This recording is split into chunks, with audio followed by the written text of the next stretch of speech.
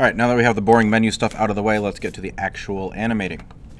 So, I want to demonstrate timing and spacing, because this is going to be key to making a believable bouncing ball. And I have 3 spheres here. Oh, forget about that one. We have 3 spheres that I'm worried about. And they're all animated just falling down. But they all fall down in a slightly different way. So, let's just worry about the first 2 to start. And this is going to demonstrate the difference, what timing is. So timing is the amount of time it takes for an action to happen. So in this first sphere, you'll see a keyframe. The first keyframe is on frame 1, and the second keyframe is on frame 12. The second sphere, the first keyframe is on frame 1. The second keyframe is on frame 18. And the difference in the actual animation is that the one that takes more frames takes longer to fall. It moves slower. Okay, that's the relationship. More frames, slower motion, more time it takes for the action. So that is the difference in timing. And as you adjust the timing, you adjust the speed. Okay, I think it's a pretty self-explanatory thing. I just want to be very explicit about this. The next one is a little bit maybe a little less obvious, especially in 3D where you're not having to draw all the in-between frames. But the next one is spacing. And spacing refers to where the object actually is on each frame. So if I turn on the third sphere and turn off the second one, this third sphere is, hold on a second. There we go. So the third sphere also starts at frame 1 and ends at frame 12, but it behaves a little bit differently. So the third one here is accelerating towards the ground, whereas the first one moves at a pretty steady rate. The third one is increasing in speed, and we know as humans that live on planet Earth that there is such a thing called gravity, and gravity accelerates objects towards the ground at 9.8 meters per second squared. The more they fall, the faster they get, and that's kind of what's being replicated here with that third sphere. And so, even though the timing is the same on both of these animations, the spacing is what's different. So I'm going to turn all 3 on, and I'm going to show you a couple of different ways to visualize this. I'll go to frame, I don't know, 6 maybe. And if I go to my animation shelf, I have a couple of options here. But this third icon here is ghosting. And this is a function that I believe was available in Flash all those years ago. I'm sure it's available in other 2D animation softwares. But if I turn on ghosting, I'll select them all and turn on ghosting. What it's going to do is it's going to show me a transparent image of where the sphere is at different frames. And I can double click on this or right click on it. I thought you could adjust the settings here. I might have to go into menu. There we go. Visualize Go selected. And then you can adjust all of the settings here if you want to see more frames before and after. By default, it's set to 3 frames before and 3 frames after. But you can see where the ball is and how it behaves. So this is probably a great frame. Let's say like here. It's probably a great frame to demonstrate this. So this first sphere is just the default. I haven't made any adjustments, and you can see the sphere is pretty evenly spaced between frames, and then it hits the ground. This second sphere takes longer to fall. Okay, there's more frames, so the space between each frame, even though it's falling the same distance, the space between each frame is less. All right, those are closer together. And this third one, where I adjusted the spacing, it starts with the individual frames really close together, and then as it falls more, it speeds up, and the distance between each frame accelerates or expands and you get that increased speed. So there's kind of the visualization of timing and spacing. Let's also look at it in the graph editor. Okay, and I'm going to we'll select all three. In the graph editor, you can see I have all three objects selected. So you can also select the objects on the left side here if you just want to focus on individual graphs. So here's the first sphere, and this is the default interpolation between two keyframes. Okay, it kind of eases out and it eases in to the keyframe. So it's going to speed up and then it's going to slow down. The second one, same sort of thing, it just takes longer. Then the third one, it's going to start really slow and then speed up and then just hit the ground and stay there. All right, this slope of this line indicates the speed of the animation. The more vertical something is, the faster it's moving. The more horizontal something is, the slower it's moving. All right, enough of me rambling on. Let's get to animating. So I'm going to just hide all of those, and let's add a sphere. Okay, it's just a default sphere, although for some reason the default sphere for me is coming in with a large radius. I just want to have a radius of 1. I'm going to move it up 1 unit. Okay, so it's sitting on the floor.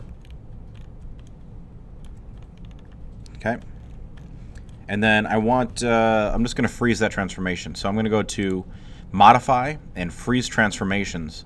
And if we watch over here in the channel box, now that translate's going to go back to 0 even though the sphere hasn't moved.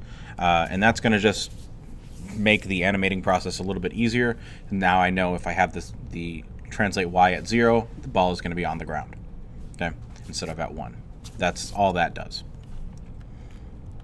So I have my sphere, and I want to go to frame 1, and this is going to be, well, maybe 120 frame animation, something like that. We can make those adjustments later.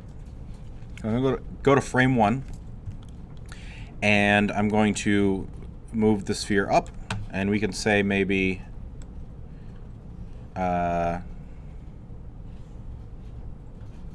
just move it up 10 units. That's fine. And then I'm going to right-click on Translate Y. Actually, no, I'm not going to do it that way. You can right-click on Translate Y and key selected, but there's a shortcut, a keyboard shortcut that makes it a lot faster. If you just hit Shift W, that's going to set a keyframe for all of your translate values. Shift W. Likewise, you can use Shift E to set rotate keyframes and Shift R to set scale keyframes. I'm not going to worry about rotate and scale right now.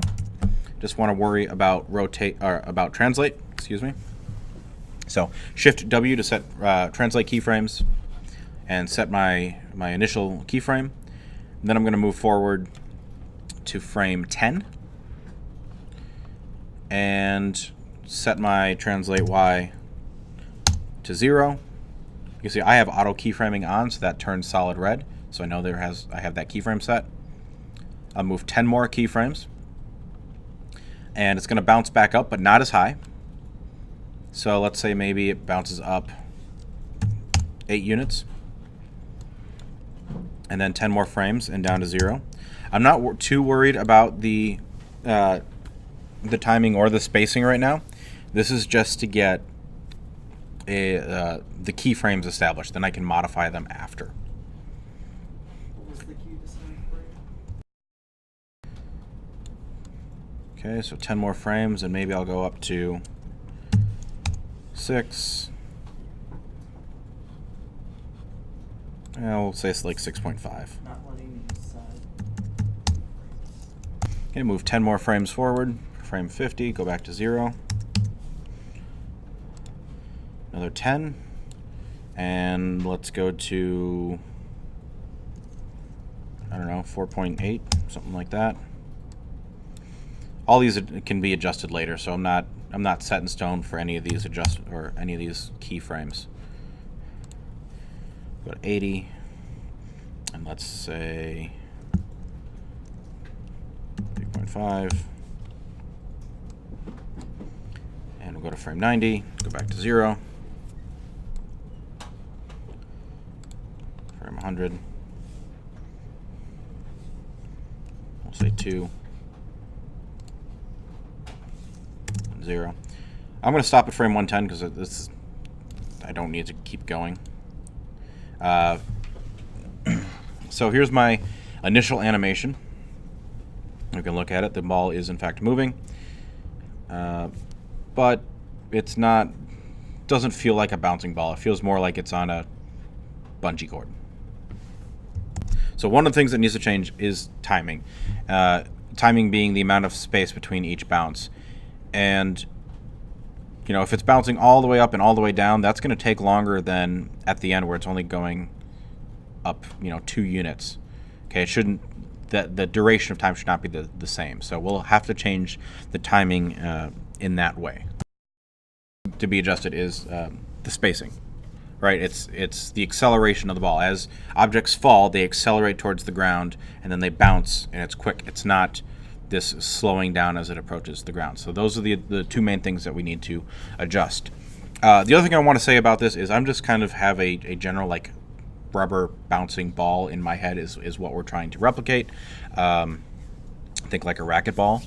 All of the specific values that I'm using are kind of in service to that, but you can adjust how high that ball rebounds. Will determine or will help indicate what type of material your object is made out of. Okay, so if something is rubber, it's going to bounce a lot higher than if something is concrete. Right? If this was a concrete ball, then it wouldn't bounce 8 units back up. It would maybe bounce a little bit, maybe bounce half a unit, but it wouldn't just keep bouncing and bouncing and bouncing. So those are important things to know before you start animating. What is it? What is the material? What are all of the forces on it? And how is that going to affect the animation and the bouncing and the rebound? So the first thing that I want to adjust is actually I'm going to start with the spacing. And for that, I'm going to open up my graph editor. Again, that's in the animation. Actually, you don't even need to be in the animation menu set. It's in Windows, Animation Editors, and Graph Editor. And I'll expand this out a little bit. Well, actually, I'm going to pin that down to the bottom of my frame. And we'll zoom out here a little bit. And I'm just going to let the animation play while I make these adjustments. So in the graph editor, the first thing I'm going to do is frame up my whole curve so I can see all of my keyframes. And we can see how the ball is moving, and it's not bouncing quite as high each time, but each bounce is evenly spaced. We need to add that acceleration. So I'm going to select a keyframe, and what I need to do is I need to move the handles. Whoops. I'm just going to select Translate Y, so I don't have the other keyframes in the way. But I need to move these handles so that the ball accelerates towards the ground. But if I do that right now, you can see this other part of the animation, it actually forces it to go below the ground. And I don't want that. So what I need to do is break the handles. So if I select that keyframe and click on this button right here, Break Tangents, that's going to allow me to then select the handle, middle click and drag with the Move tool selected, so W for Move, middle click and drag, and then I can adjust the handle. And I'm just going to adjust this on the first one.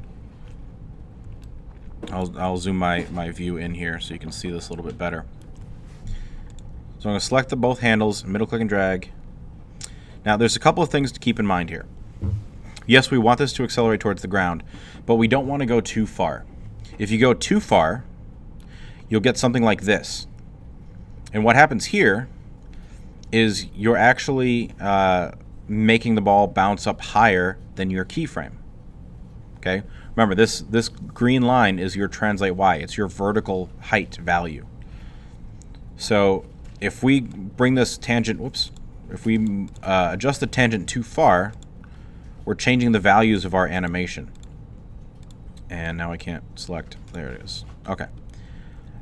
If you wanted the ball to bounce up this high, you should set a keyframe. All right. You want the keyframes at the extremes.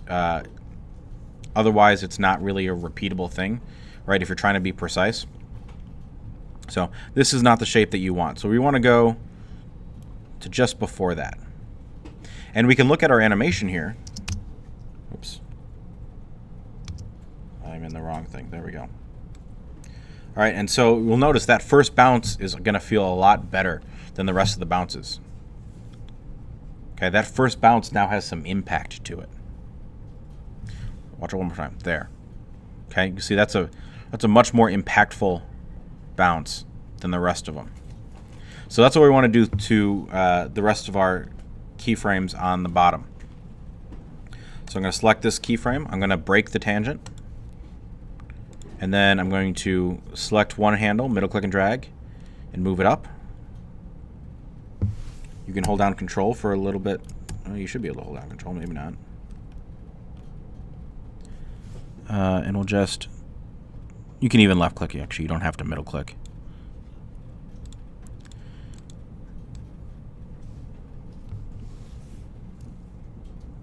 Oops. I just want this one tangent here. There we go. And I want to try to keep these even, right? The curve up here and the curve down. I want to try to keep those even and symmetrical. But I'm going to do that all the way down. Oops. Come on. Oh, I got to break the tangent first. Whoops. You can break them all at once, too, if you just click and drag across to select all of those ground keyframes. You can break them all at once and save you a little bit of time. Okay. So as I do this, it's going to feel more realistic, but it's also going to kind of really make the problem of the timing more apparent. And we'll see that here in just a second. Oops.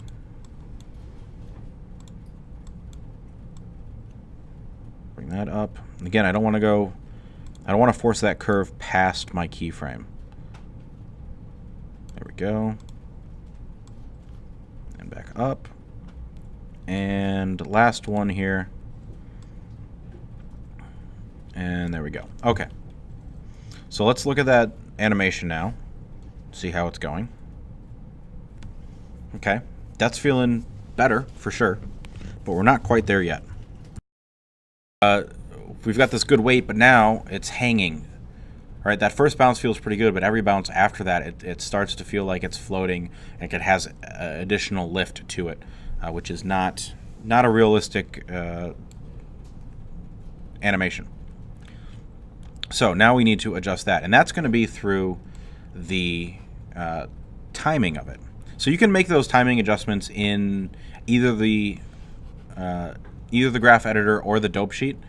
Right, if you wanted to do it in the graph editor, you just click and drag across, select your keyframes, and then you can just move them that way. I like to do it in the dope sheet because in the dope sheet you can't adjust the value, so I won't accidentally change the height of the bounce. So again, I like that first bounce, and we'll kind of minimize this a little bit. And let's take a look. So that first bounce is pretty good. The bounces after that, though, I think we need to bring those down some more. So I'm going to stop this animation for a second. And that first bounce and back up, let's say those up to the first 3 keyframes we'll leave alone. The rest of them, I'm going to select all of them. I'm going to move it in. Oops, let me expand the dope sheet so we get a little bit more precise control. I'm going to move them in one keyframe. And then I'll move these in one keyframe. So I want to bring the next couple a little closer together. So now they're like 9 frames apart. And then the next couple, I'll bring in maybe 2 frames each.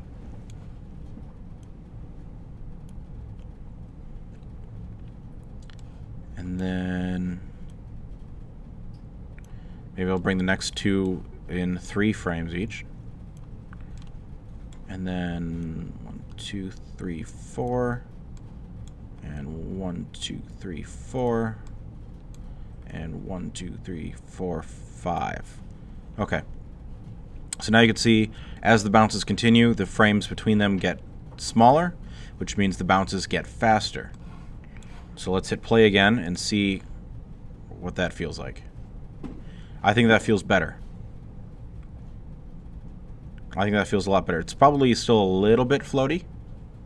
Okay, maybe the last 2 bounces I'll take another frame off of. Alright, so the last, we'll say, like this one, I'll bring in another frame. I'll just bring each of these last few in one more frame. There we go. And we'll play that back.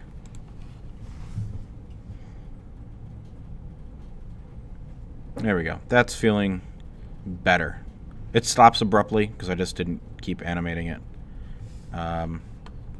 You know, at this point, maybe the heights are a little bit off.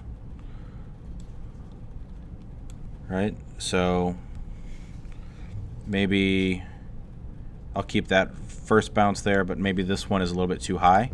So I can select that and just kind of move it down a little bit. Maybe to 6. And maybe I'll bring this one down a little bit. And we'll just kind of play with that decay. You can see I still have, you know, full control over this animation. That went too far. I don't want that to go to 1.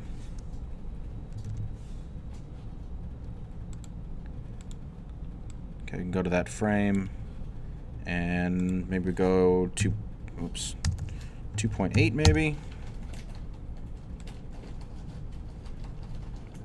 And we'll play that back and see how that feels.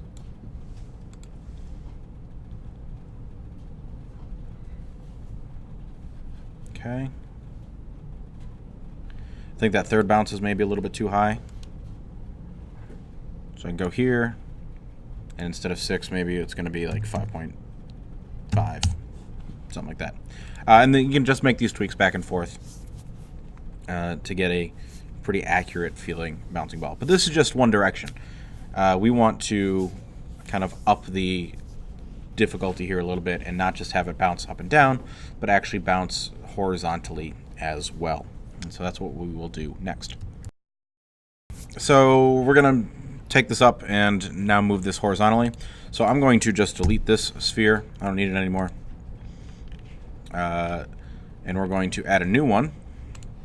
Same sort of thing. Again, for whatever reason, my defaults are off. But I'm going to add a new sphere with a radius of 1, move it up 1 unit, and freeze those transformations. So modify freeze transformation. And this time, before I do any animating, there's a couple of things that I want to do. First is we're going to add some rotation to this sphere. And when it's just a gray sphere, you can't really tell what's happening. So I'm going to give it some color just so that we can tell that there's rotation happening. So I'm going to open up my Hypershade editor. I'll just open it up on the other screen. And I'm going to choose some faces. So I'm just going to grab the center few rows of faces. I'm also going to turn off my soft selection. That's on for some reason. So I'm going to select those center rows of faces, right click, assign a new material, and this can just be a default Lambert. That's fine. It's not going to get rendered or anything. And then in the Hypershade, we're just going to make that any color you want. I'm going to go with an orange. That's not orange, that's yellow. That's better. Alright, so that's orange. And then the top and the bottom, I'm going to give a different color. And I'm going to go right-click, new material, Lambert, and I'm going to go with purple. I'm going to go with purple as a tribute to Jeremy Dooley. There we go. It's a bit garish, but you're going to see it. You're going to notice it, and that's really the point. So I now have this ball that you can tell when it rotates. It will be obvious. Next thing I need to do is give myself some controls so that I can rotate, scale, and translate this easily. And so the way that we're going to do that is we're not going to do any rigging. We're not going to add any bones or skeletons. We're just going to add some groups. So I'm going to select the sphere, and it's going to be helpful to have the outliner open for this. I'm going to select the sphere, and then I'm going to add 3 groups. And I just hit Command G 3 times. In the outliner, if I expand that open, you can see I have the sphere, Group 1, Group 2, and Group 3. So, Group 1 here, I'm going to name this one my Rotate group. Okay. Group 2 is going to be my Scale. And Group 3 is going to be my Translate. Or Move, if you prefer. So, Move, Scale, and Rotate. These groups are going to actually be what I animate, not the sphere itself. And the reason for that is the additional flexibility that it will grant me in the animation. So, now that I have that all set up, okay, and it's going to be helpful to keep your outliner open. Maybe I will just pin it to the side here so you can see it. Okay. Excuse me. So move, rotate, and scale. Now what we need to do, I can get rid of the graph editor for now, is we'll go to frame 1, and we will set our initial keyframe. And we will set a translate Y. Again, we'll go up to 10. And everything else can stay, X and Z can stay there. So Shift W, whoops. Shift W, there we go. And now we have our initial keyframe. And the beginning part of this is going to be pretty similar with the addition of some lateral movement. So we're going to move forward 10 frames. And we will go, let's say down to about here. So we'll go three units over, and then translate Y. I'm going to go -0.4. Okay, we're going to go through the ground, and that's because we're going to add some squash and stretch. Right, some additional animation. It's going to feel kind of cartoony, kind of rubbery. But in order to prepare for that, we need to go through the ground. So I'm going to go -0.4 through the ground. Again, I'm animating the translate group, not the sphere itself. Okay, pay attention to what I have selected. I'm just going to go through this and animate all the translation first. Then we'll go back and do the scale and the rotate. So another 10 frames forward, and it rebounds, and maybe it rebounds. Whoops, we'll move forward another 3 units. Whoops. So that one, we want that to be 6. And this is going to bounce up, yeah, maybe like 6.5 units, maybe something like that. Okay. Another 10 frames, back down. It's going to squash again, so we'll go below the ground again, but not quite as far, so -0.3. And maybe this is 9. Okay. And then another 10 units, and it goes back up.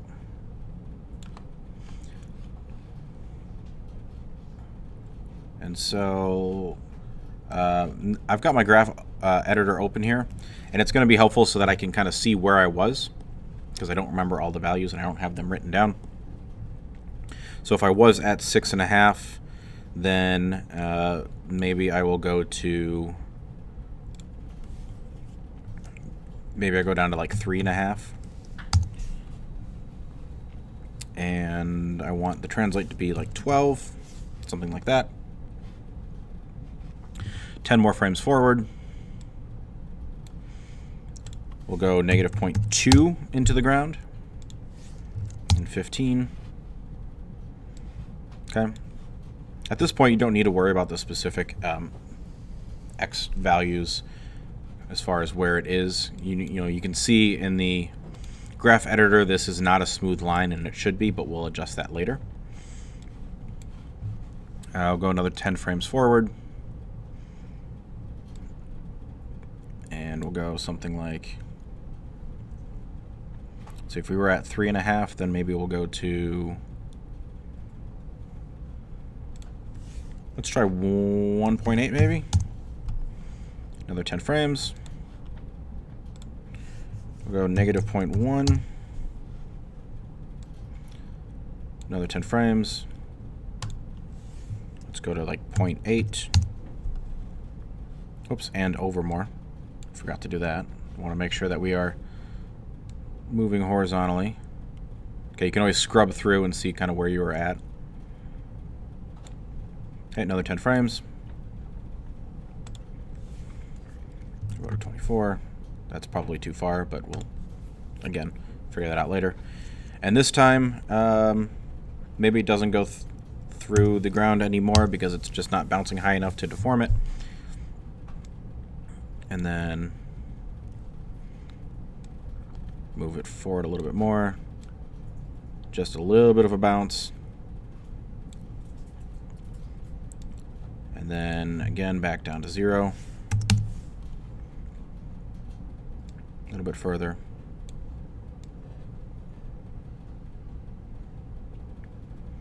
And then from there maybe it just rolls. So frame 120 just rolls some more and stops. Okay, so I have my translation set. We can play it back, and it's not great. Okay, so let's work on that now. You can see in my graph editor I've got some issues here. So we need to fix the same things that we fixed in the vertical bounce, but also we have this translate X value, and I want to clean that up first. So what I'm going to do is just delete all the keyframes except for the first and the last for the X. So if I select the translate X line, I can just focus on that graph. I can click and drag across to select all the middle keyframes and hit delete. And there we go. And now it's going to move at a pretty consistent pace throughout. Okay. Now there's a problem, and that's that if we look at this graph, it's a pretty flat line here at the beginning, which means it's slow to accelerate. And then it speeds up, and then it slows down. And I don't want it to to go quite so slow. I want it to be a consistent horizontal motion until it starts rolling, and then it can slow down. So I'm going to select this first keyframe, and I'm going to turn this into a linear keyframe, just a kind of a straight line. So up in the graph editor, a few icons over here, we have the linear option.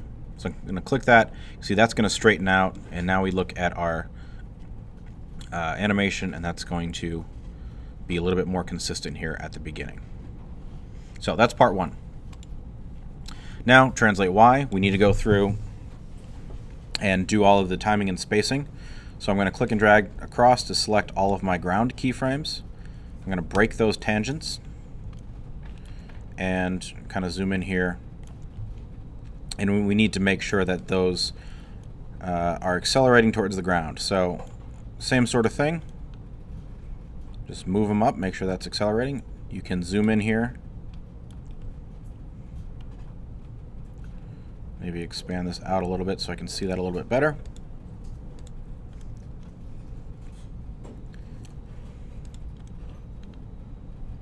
All right, and I'll go ahead and pause this and just do the rest of these. Adjusted all of my acceleration down towards the ground, all of my spacing.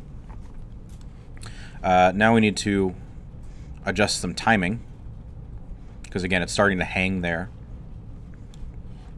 So for that, I'm going to use my dope sheet, frame everything up, and start bringing things in closer together. So again, I'm okay with the first few bounces, so maybe starting here, bring that in a little bit. Oops, didn't want to do that. There we go. And we'll bring that in one. I'll bring this one. Oops, this next one I'll bring in one. And I'll bring these in two.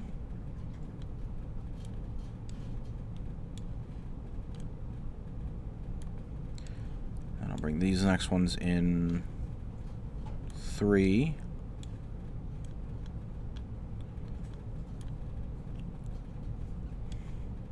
And then 1, 2, 3, 4, 5 maybe. 1, 2, 3, 4, 5. And this last one is just the roll, and I'll just leave that one out there. So let's look at that back, see how we're doing.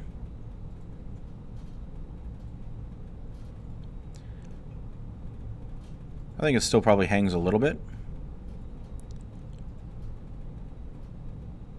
Yeah, it definitely hangs a little bit. So we need to bring those in a little bit more. Alright, so I've gotten closer with my bounces. I think what's bugging me is that the horizontal motion is just too much. Right, the translate X, that value where it finishes is just everything's going too far. So I'm going to go to that last frame, and instead of it ending at 30, let's end it at 20, and let's see how that feels.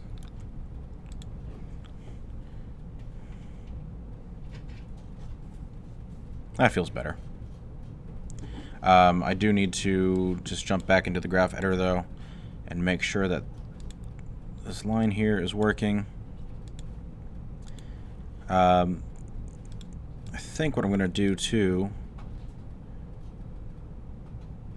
that's probably all right there. Okay, so let's move on to the scale. So this is the squash and stretch portion of this, and this is what's going to give it some additional life.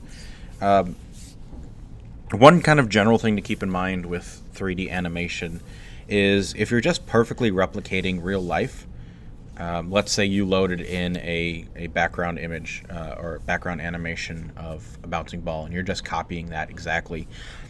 In 3D, that can feel kind of dead and lifeless, and sometimes you just have to give it extra animation to give it some more life. So that can be squash and stretch. It can be additional anticipation. It could just be exaggerating the moves, especially with character animation. Just something to keep in mind. So we're going to do some squash and stretch on this ball. And for this, we want to adjust the scale, or we want to animate the scale group. All right, so make sure you have the scale group selected, not translate. And so I'm going to go down to right where it makes contact. Okay, you can see the ball is through the ground here. And I'm going to go back one frame. Okay, and this is going to be my starting state. So I'm going to be animating the Y scale. Okay, so I'm going to hit Shift R to set my vertical keyframes, or my scale keyframes. And then I'm going to go forward one frame, and I'm going to squash it down. Now it looks like my pivot is not in the right spot.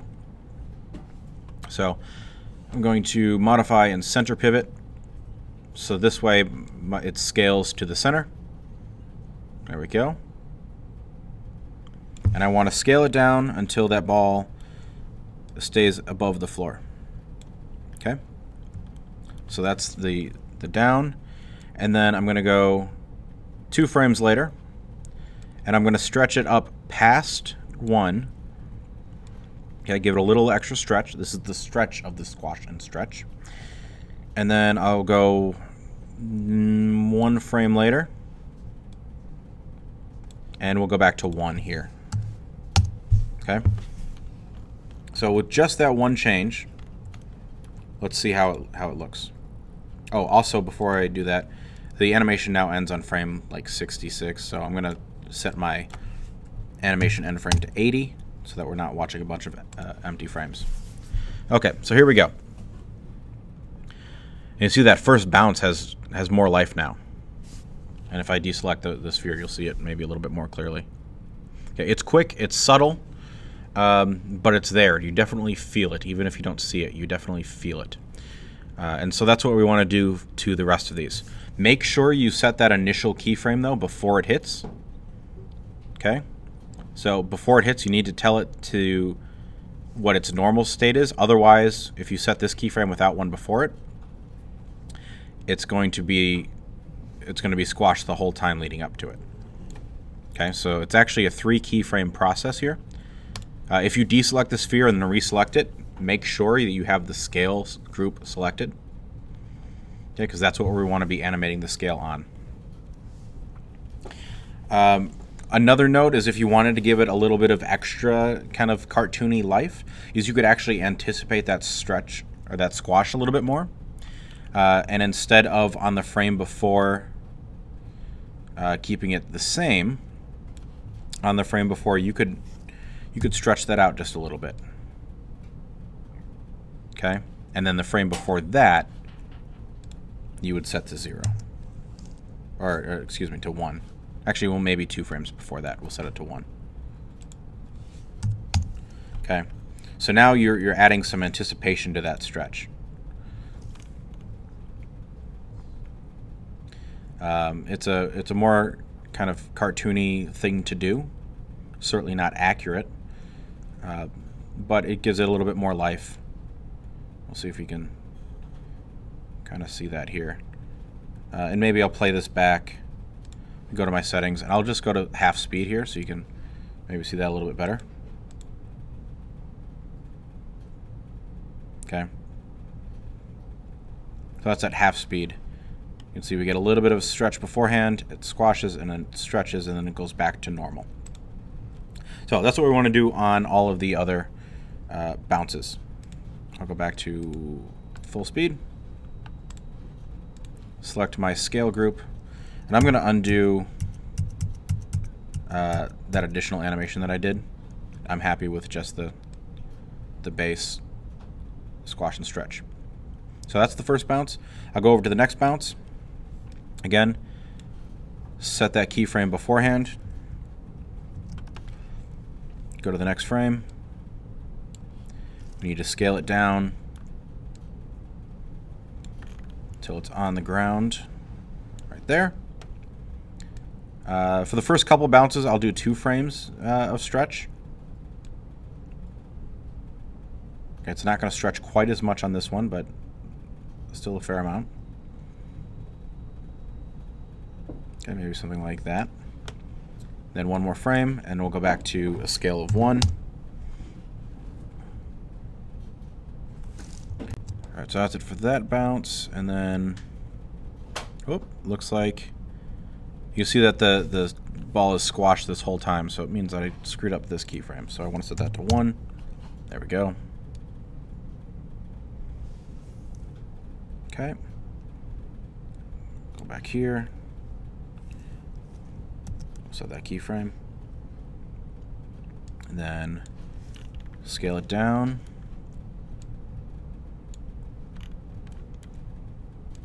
Okay. And then this time, it's not bouncing quite as high, so I'm just going to put the stretch to just 1 frame and not quite as much. And then 1 frame later, it's back to 0 or back to 1.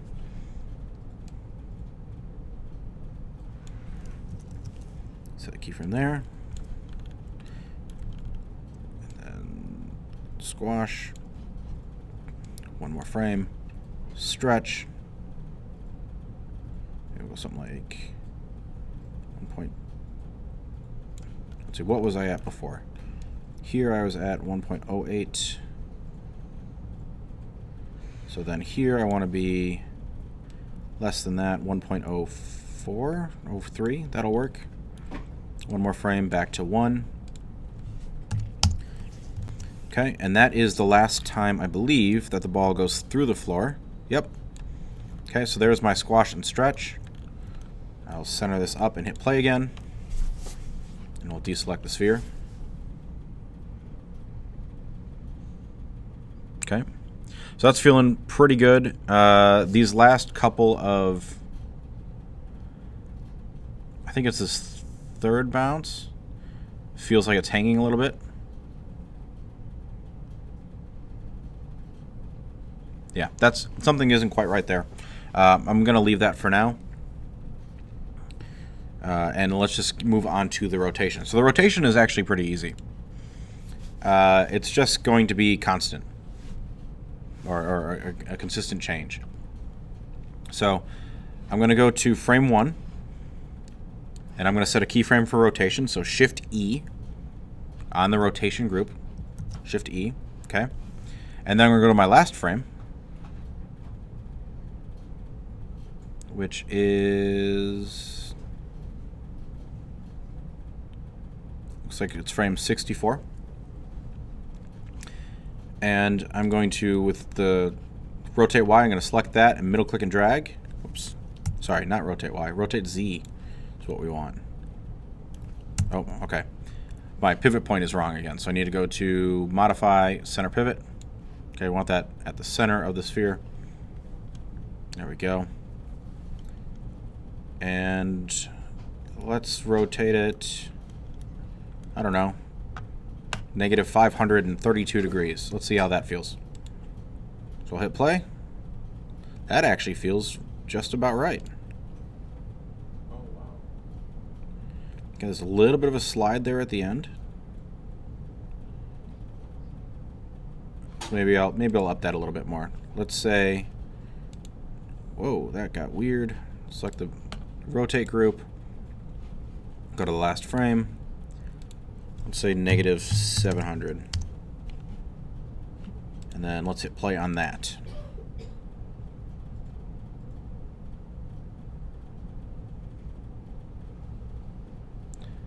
Yeah. I think that's going to work. And I'm going to just check this here real quick. See how we're doing. I think what's happening, yeah, okay, so what's happening is my rotate ends on frame 63 or 64, but the translate actually ends on frame 66. So I'm going to, in my dope sheet, take my rotate keyframe, hit W to bring up the move tool, and just middle click and drag it and move it in line with my translate. And now when I play that back, that little slide at the end shouldn't be there anymore. Yeah, there we go. So there's translate, rotate, and scale on a bouncing ball. Again, this is just kind of a general rubber one. There's certainly more tweaks I could do. There's some issues there in the middle, but you get the general idea of how that works. And I don't think you need to see me make tweaks on this for another 20 minutes. Want to kind of evaluate your animation and just kind of see, there's a couple of tools. I know I talked about the ghosting. If you select the object, let's say, I mean, translate's kind of probably the obvious one. If I could turn on the ghosting, oh, let me select the object itself. There we go. So now with ghosting on, you can see where the sphere is. You can see how it squashes and stretches. I think it's kind of more solid. See, you can also go to visualize and your ghost selected, and change your options if you want to see only certain frames. You can turn that off with the button next to it, no ghosting. If I got to select the object. There we go. You can also turn on motion paths. Or motion trails, and this will actually show you a representation in the viewport of the animation path. You know, you can't make adjustments to it to modify it, and actually it creates the motion trail as an object. So it's a really cool way to visualize what's going on, and it can be very helpful. But if you want to make adjustments, you can't do that with well, I guess you can turn on modify keys. I've not done it that way. But it's its own object. So if you want to get rid of it, there's not an off. You just select the motion trail handle in the outliner and hit delete.